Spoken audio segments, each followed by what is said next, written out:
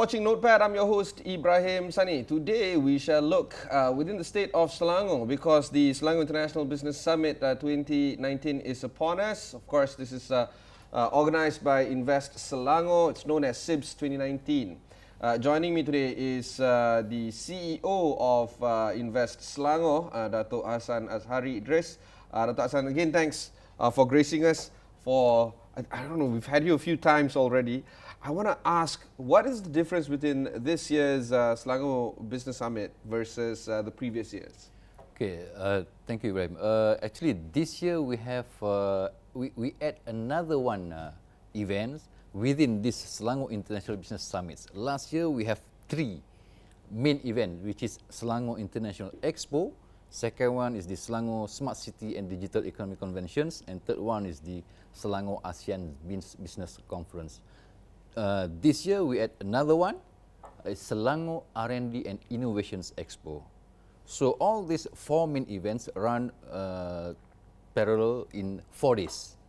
But within these 4 events also, there are a few sub-events. So in total, more or less about 8 events during 4 days. All right, so SIBS is happening just a few weeks from now, 2 weeks from now, Yeah. about 15 days. Yeah. Where is it taking place? MyTech, KL. All right, I want to focus on who should attend. Do you think that SMEs would be the core target market or some other segments? Yes, of course, we are doing this, we are targeting for SMEs. Not only for Selangor SMEs, but the whole country. That's why we are providing this platform, and our tagline is Gateway to ASEAN. We are also inviting various SMEs from ASEAN countries. And this is the opportunity for our SMEs to communicate, to collaborate, looking for potential partners from other ASEAN countries, because ASEAN is the third world largest economic bloc, so there's a lot of potential to be explored. We know for a long time already that Selangor is one of the more prosperous states in the country, and we also know that the density within Kuala Lumpur is actually decreasing because people are now moving their offices out of Kuala Lumpur into territories within Selangor. We're talking about Shah Alam, PJ. Yeah. Of course, Cyberjaya and Putrajaya Yeah. are also being discussed as well in terms of relocating out. Yeah. Within this building alone, in Astro AWANI, we've seen some companies also move out. Do you think that this is an opportunity for you to actually grab the MNCs and the GLCs to also collaborate with the SMEs? There's some SME GLC collaboration going on. Yes, of course. There is always a potential of synergies between those MNCs and also SMEs. That is why when we are doing investment promotions, we are targeting MNCs and also SMEs. Why we are getting MNCs or big company coming into the country, so that our SMEs can have the benefits from the presence of the large multinational corporations in terms of technology transfers, job opportunities, and so on. There's also the question of, we'll touch a little bit about innovation and R&D very shortly. Yeah. But what are the key learnings from the previous summits that you can share with us? Maybe some things that you didn't expect. Okay, we did grow or guide a few groups of SMEs or entrepreneurs in Selangor State. So recently, we brought our SMEs to Hong Kong to participate in the exhibitions. And one of the companies managed to secure 1 million contract from a hotel in Hong Kong. So this is just a start. So next, we are also, from time to time, we will increase our effort in bringing our SMEs to participate in overseas exhibitions or whatnot. Of course, this is unexpected in terms of the deal closing. Right, but also other learnings from previous SIBS? So there are the business challenge nowadays, especially in terms of the business model. There are a lot of new things coming up. Some sort like in a way of the disruptive technologies. But the business model also, there is disruptive business model also. That's why this year, we try to come up with a topic of, in our conference, Selangor ASEAN Business Conference, the disruptive business model. Previous years, we were talking about disruptive technology, but the business model now also changing. Yeah. In fact, I think disruptive technology falls into disruptive business model more so. It's actually disruptive technology being a subset of the business model. I guess, is this why you decided to introduce the fourth pillar, which is innovation? Yes, the R&D and Innovations Expo, actually we want to promote all those innovations from our universities or from our companies. They don't have the avenue to promote their technology. As we know that our universities always won gold medal here and there. Yeah. But where are those technology now? Whether it has been commercialized or not. So this is the platform for them to meet with the potential business entities to commercialize those technologies and innovations. Invest Selangor as an entity is meant to pull in the investment money into the state of Selangor, and I guess the net effect is to ensure that the state government continues to get revenue from not just investment money but from profitable companies. Do you think that this is currently being achieved by Invest Selangor through the International Business Summit? I think the overall measurement we can see from the economic statistics. Last year, Selangor contributed 23.7% of the national GDP. The previous year was 23%. The year before that was 22.7%. So there is a increasing trend of the contributions of Selangor economy to the country. It shows that a lot of efforts that being put by not only by Invest Selangor in Selangor State but also other agencies in Selangor has been we can see the result from there. The increase in the GDP and so on. That is the major indicator for us. All right. Before we go for a break, I want to highlight some of the wish lists that you have personally for this year's SIBS. Do you think that there are some sectors that you are interested to look at to grow, or some companies to look at to grow? What would be some of your key interests for this year's summit? One of the key interests is the growings of the halal products or the halal ecosystems in Selangor State. That's why we have another specific seminar. We call it Selangor International Halal Conference that promoting the halal ecosystem in Selangor. So this would mean that you have to work closely with JAKIM and HDC maybe. Yes, yeah. How is it like working with them? This program is organized by JAIS, Jabatan Agama Islam Selangor, together with our own initiatives under Selangor State Government, which we call Halal International Selangor. But we are also working together with JAKIM and also HDC in terms of speakers, the participants, and so on. Okay, so if I'm an SME and I'm into the halal space, there would be some added value for me to come to SIBS and actually have a look into this conversation. Yes. All right, we'll take a short break. When we come back, we'll discuss a little bit more with Invest Selangor on SIBS 2019. Don't go anywhere.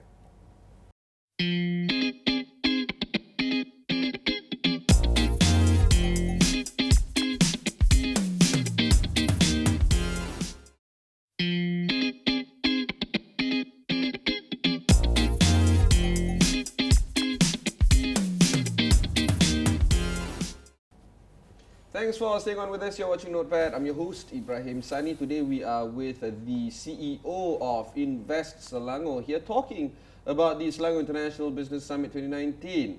Of course, the main pulling factor into this summit is the SME group or the small and medium-sized enterprises. Dato' Hassan, I want to ask you, what would be the 2 or 3 things that would be important for you to share for the SMEs in them considering to attend this particular summit?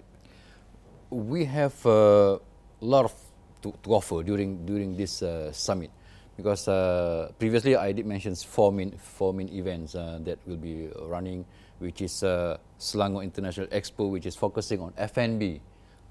Whether you are manufacturers or whether you are involved in food technology or food services, logistic, packaging, and so on. Second one will be the Selangor Smart City and Digital Economy Conventions. That one is from 11 to 13 of October. The SIE 10 to 13 October. So the smart city and digital economy this year we will focusing, other than smart city, we also focusing on this anime and also e-sport. Anime? Yeah. Oh, okay. So there are about more than 100 speakers altogether during SIBS coming from various countries to discuss various issues. And on the Selangor ASEAN Business Conference, talking more on the ASEAN Economic Community visions towards 2025 and those things. And our main speaker for Selangor ASEAN Business Conference was the Right Honourable our Prime Minister, Tun Dr. Mahathir. Will be giving keynote address on the first day, and also our Minister of Economics Affairs will be giving keynotes on the second day. And various speakers from ASEAN countries will be participating as a panelist and so on. Yeah, okay. So we look at SMEs as a place where they don't have the luxuries of creative building. They're very much bottom line drivers. Yeah. Buy low, sell high, try to reduce cost as much as they can. Can they get business opportunities if they attend this summit? Will there be business matching? Yes, we brought in so far as of today, there are 88 buyers, international buyers already confirmed from mostly from ASEAN countries, and all these more than 80 buyers will be scouting, looking for sources of products, various of products. We have buyers from Middle East, we have from China, from Taiwan, and so on. Some, any SMEs would want to grow their business internationally, but some may find resistance in trying to understand how to export their goods and services overseas. You know, they've always heard success stories on, you know, somebody making some money somewhere, selling some stuff to China, but they've never seen how they could do it themselves.